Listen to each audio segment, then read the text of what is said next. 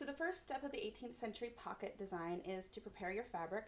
I'm using linen, which is a bit wiggly, so I've stiffened it with a dissolved water-soluble stabilizer mixed with water, sprayed on and let it dry. And then it's attached to another piece of water-soluble stabilizer with a little bit of this temporary basting adhesive. I use the one by Spray and Bond, but there are others. And then once those layers are ready, I'm going to make a line right down the center of the fabric where the pocket slit is going to be. And this is an important match point in the design. And then I'm also going to do a perpendicular line up near the top, leaving room for me to be able to hoop it and still see the line. And that is going to be the very top of our pocket itself. So once I have those two lines marked, I can go ahead and hoop this top section of the pocket ready to be stitched. So my fabric is hooped and I'm at the machine, and the first points that I'm going to match up are the top edge and the center slit. The top edge is the same as the top edge of the design, so if your machine has some sort of way to outline that or trace that, that's a good way to find it. Mine allows me to pick particular points that I can then put the needle down at. So if I put the needle down here, that's one top corner. I can change that to the other top corner, and it marks on the line. And then I have a third point where it would let me rotate if I needed to, and that comes down right exactly on the slit. So from there, I'm going to go ahead and say, okay, we're ready to start stitching. The first color is going to be the alignment marks that'll help you match up the next piece, and it can be in any color thread.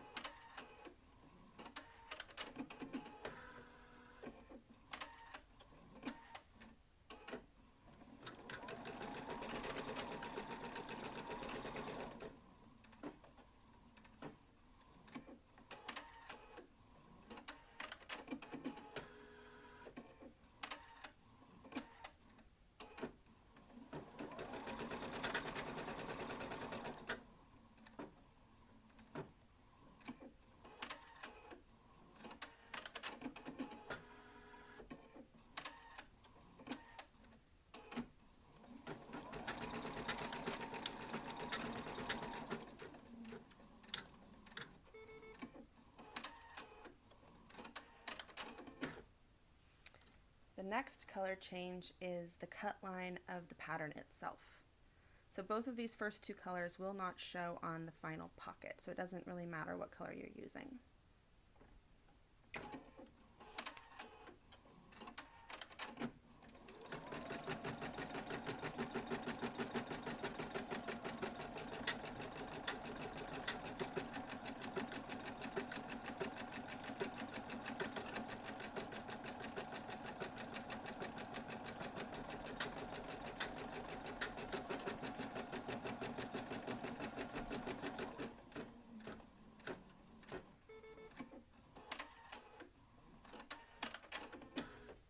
Okay, so you can see that this stitched exactly across the top line that I marked and exactly down the slit line that I marked, so we should be in a really good spot to line up all the rest of this design.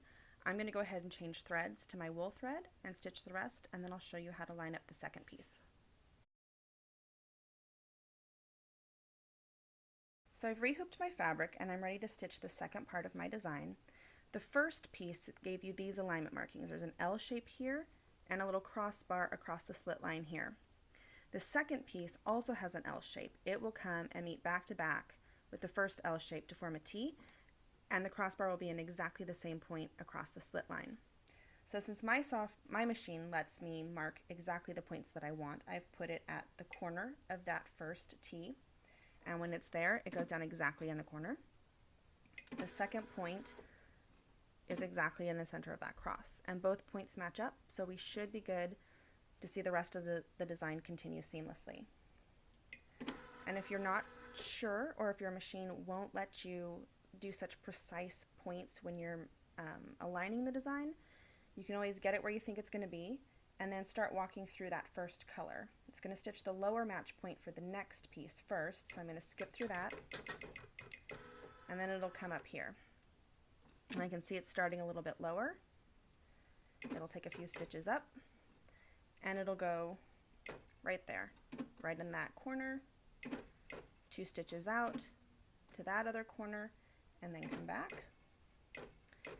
And then when it jumps to the center, I can see it's lining up exactly where that stitch landed,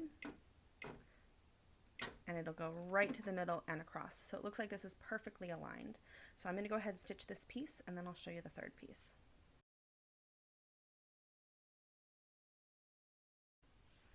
Alright, I've rehooped my fabric and I'm ready for the third piece. Once again, my match point is at the center of this L, and then the next match point is going to be right along the center line that we drew for the pocket. And don't stress if you can't get these points exactly matched up. Hopefully you can get them very, very close and you can get things on a pretty straight line. But notice that even though this line for the next piece crosses here, there's a little bit of leaf that extends into where this third piece is going to fit. And that's because the next piece that comes out is a stem. And if it hits somewhere in here, you're going to be just fine.